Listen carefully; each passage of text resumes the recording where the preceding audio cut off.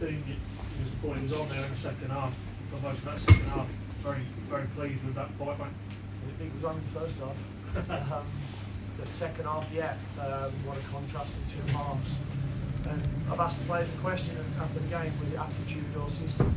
And I think it was a little bit of both, to be honest. But when you give a team like Chelsea a goal start after 2 minutes from a set piece, you know, all that enthusiasm and confidence you have in the dressing room and the supporters have, and the excitement about going into games like sticking a pin in a balloon after 2 minutes. And unfortunately, then we were too passive against what is a very good team. Yeah, I mean, really between the lines ended, you have to, you know, quite forcibly get your point across at half time. No, not really. Just made a couple of changes and changed the system really. You know, I wanted to get to half time without conceding any more because I knew we had to change the system, but with the personnel we had on the pitch at that time, it was going to be difficult without bringing somebody off in the first half, and I didn't want to do that.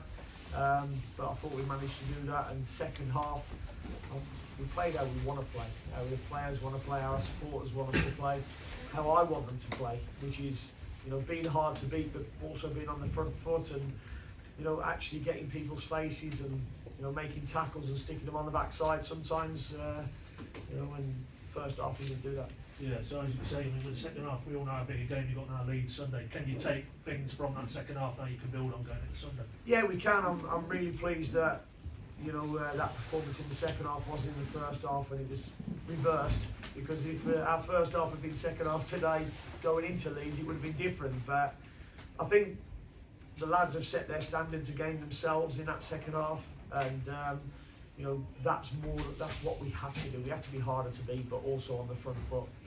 Two more for me. I know you said the goals you concede from corners, they are all unique in their own way, but is it a frustration now? Because again, as you touched on already, that first one, it's too easy. It's a massive frustration. You know, I look at the goal and Sarge is marking Chalobah the wrong side.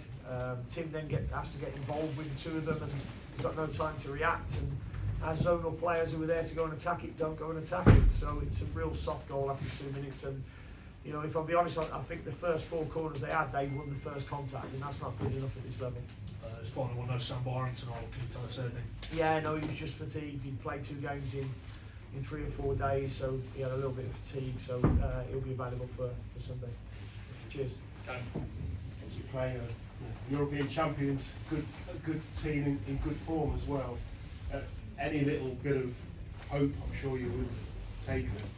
Were you hoping that everything that happened today off the pitch with Chelsea would have affected their performance, or in a way were you not surprised that they dug in and played so well? No, they're footballers. They're not politicians. You know, and Thomas is a football head coach like I am, not a politician. So you know, when I saw him before the game, their mindset was totally on beating or trying to beat Norwich City today. So you know, what's gone on today is not under Thomas's control or the players' control, and they'll just concentrate on their football.